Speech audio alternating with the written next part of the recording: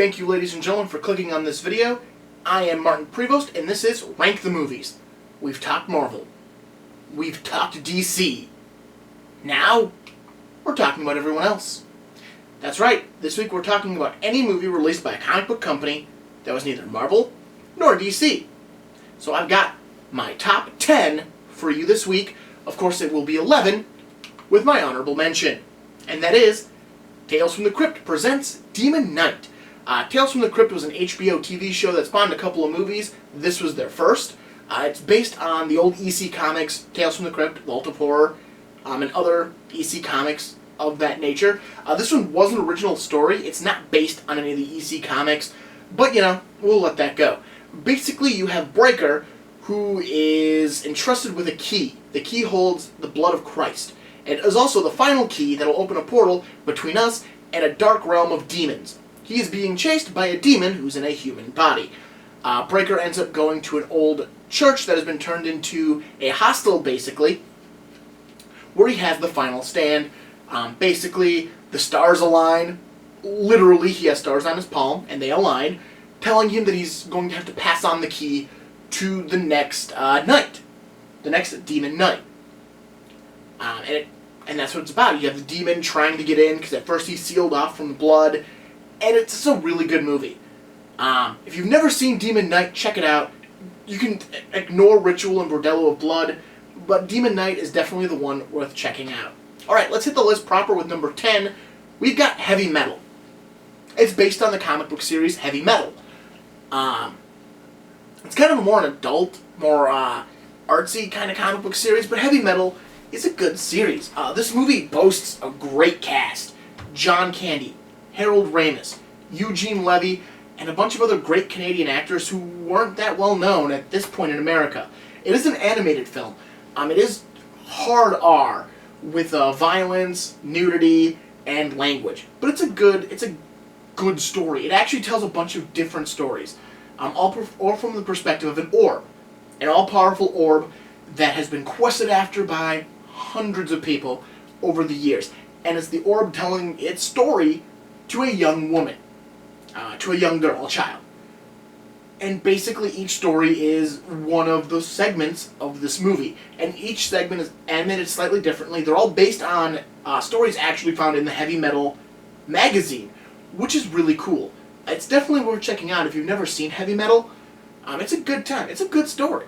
So let's take a look at number 9. Judge Dredd. Come on, man. It's a Sylvester Stallone movie. Who doesn't want to see a Sylvester Stallone movie? It's based on the comic book of the same name, Judge Dredd. Basically, it takes place in a futuristic place where the majority of the Earth is wastelands. And you have megacities. They're giant, sprawling cities that take up hundreds of miles of land, but they're called a city. Judge Dredd is one of the officers of this city. He is called a judge. Basically, they have the ability to be judge, jury, and executioner of any crime. You commit a crime, a judge will immediately sentence you, will arrest you, sentence you, and carry out that sentence if that sentence requires any more carrying out than taking them to where they need to go. In the movie, you find out there's a judge who went rogue named Rico, and Judge Dredd and Rico start to clash. It's a decent movie. If you've never seen it, it's worth checking out. If you're a loyalist to the comics, maybe not check it out, because they do tweak a lot of things from the comics. But overall, it's a pretty entertaining film. Number 8. Teenage Mutant Ninja Turtles. Again, based on the comics by the same name. A lot of people think it's based on the animated series that was also airing at this time based on the comics. It's not. It's actually its own thing. It's based actually more on the comics.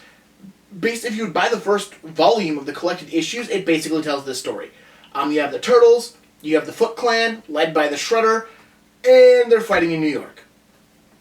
It's a good movie. You have some great effects for the Turtles and Splinter, their master, who's a rat, because this is live action. But you get some great effects with the makeup work. Jim Henson's workshop actually did the animatronics for this movie. It is a very, very well done movie. It has a great look to it.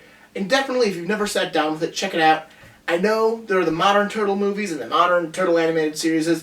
None of them hold a candle to this thing. This thing is amazing. Check it out if you've never seen it. Number 7. The Mask. This is based on a comic book. Very loosely based on a comic book, but there is a character called the Mask in comics. And this is based off of that.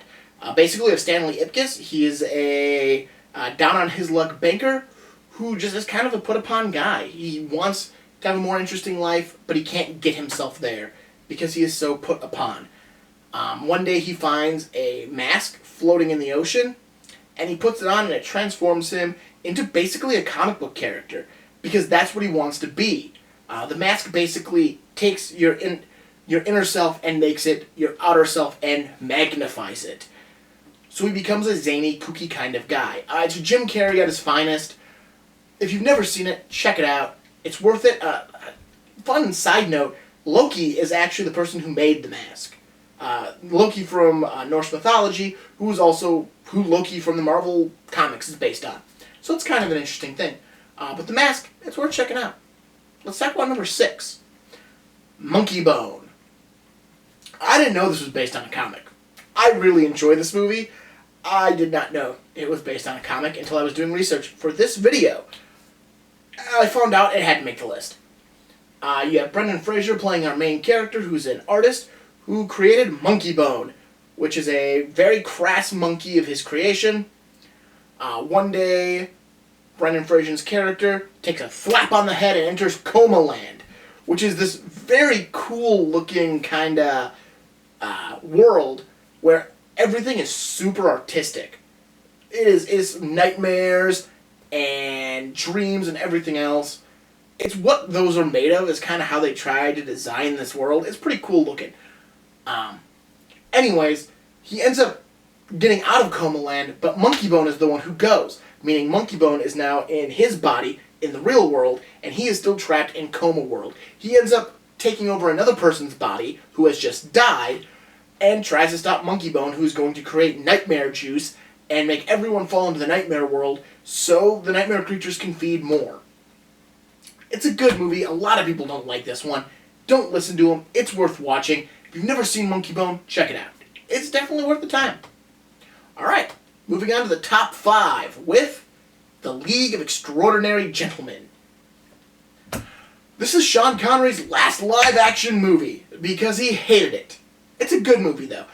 Basically, you take a lot of literary characters.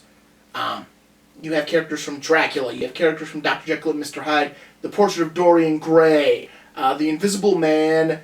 You have one of the characters from 10,000 Leagues Under the Sea. And Sean Connery himself plays a character from literature as Quatermass, Alan Quatermass. And they are brought together to go after who else but Moriarty, the greatest evil from any literature alive. They are bound together to go after Moriarty and stop him from his dastardly plan, which nobody's 100% sure what Moriarty's dastardly plan is at the onset, but his onset, it turns out that he's just trying to steal what makes each member of the League so unique. What makes the Invisible Man unique. What makes Captain Nemo unique. What makes our Dracula woman, whose name from the novel is right on the tip of my tongue, but I know Mina. What makes Mina unique. And what makes Dr. Jekyll unique. And what makes them be able to do the great things they do. He wants to take that and turn that into an army of various creatures that can do it. And sell this army. It's a great movie. It is a lot of fun. If you've never seen it, sit down with it. It's an entertaining watch. Number 4. Dredd. Not to be confused with Judge Dredd, which we talked about earlier. This is just plain old ordinary Dredd. This is the remake of Judge Dredd, of the comics. It's a lot more faithful to it. Basically, it simplifies the entire idea down. You still have megacities. Judge Dredd is still part of the police force in the megacity. On this day, he is training a new recruit. Basically to see if they're worth being a judge. There's also a new drug out on the line called slow-mo, which basically makes everything move really like it's in slow motion. Dredd is called to a multiple homicide in one of the blocks, which are giant tower buildings that reach into the sky. They're called a block, because I think they reach a block into the air. Where he finds out that this is where this drug of slow-mo is coming from. They get locked into the block, and the people in the block of this gang that's creating this drug try to kill him and his partner, and they have to survive. It is a very well done film. It is an amazing piece of cinema, and it's definitely worth checking out. Number 3, Sin City, based on Frank Miller comic books of the same name. It's a great way to tell a story because this is so faithful to the comics. The comics are the storyboard for this movie. If you want to see something very faithful to the comics, Sin City is that answer. It is the thing you need. It is definitely worth watching. Basically, it tells a bunch of little stories from the Sin City comic books. You get a great cast, a diverse cast doing it, and it's well done. It did get one sequel, Sin City: A Dame to Kill For. It's also very well done. It's very good, but this is a superior film. If you've never seen Sin City, check it out. Number 2, Mystery Men. I love Mystery Men. This is such a great movie. It's actually based on a comic book called The Flaming Carrot.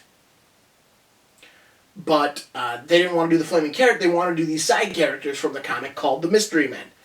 It's just about these, C-level superheroes who think they're better, who want to be, the top-level superheroes, who end up having to fight an evil villain named Casanova Frankenstein when Captain Amazing is killed. So now without the big superhero of this city anymore, this ragtag group of superheroes have to band together and do what they can to stop the evil villain before he destroys the city. It is such a good movie. It has a great cast with Ben Stiller, William H. Macy. Oh, my brain is blanking on actor's name. Jeffrey Rush, he plays the villain. But it's got Janine Garofalo in it. Kel Mitchell. It's got a great cast. It's worth checking out. If you've never seen it, take a look at it. Hank Azaria's in it. See, now names are just flying out of my mouth. I'm going to talk about my number 1 movie now. Scott Pilgrim vs. the World. It's based on a series of graphic novels called Scott Pilgrim vs. Scott Pilgrim vs. the World is actually the title of the second graphic novel. But it is the title of this movie. Basically, you have your main character is Scott Pilgrim. He is a 20-something that has no focus in his life. He meets a girl named Ramona Flowers. They hit it off. And Ramona tells Scott that the only way she can date him is if he defeats her 7 evil exes. Which then is what happens for the rest of the movie. It's Scott trying to best the 7 evil exes and still do everything else in his life and grow as a person. It is such a good movie. It is such a well-done film. It made my top 100, as did Mystery Men. So if you want to hear some more depth on it, or just me talking differently about it, you can go check out the videos those are part of.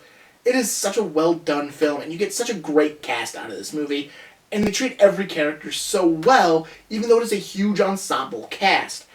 Everyone kind of has their beats, everyone has their bits to do. It turns out very nicely, and it comes together in the end incredibly well. Alright, well, I feel like I haven't said anything in this video. However, I think I did. Hopefully I did. Hopefully you took something away from it. Maybe you thought one of these movies sounded interesting. If you liked this video, click the like button. You got something to say? Comment on the video. Hit subscribe if you want to see other videos I'll be putting out in the future. And otherwise, I will see you guys next week, where I'll be going away from comic book movies.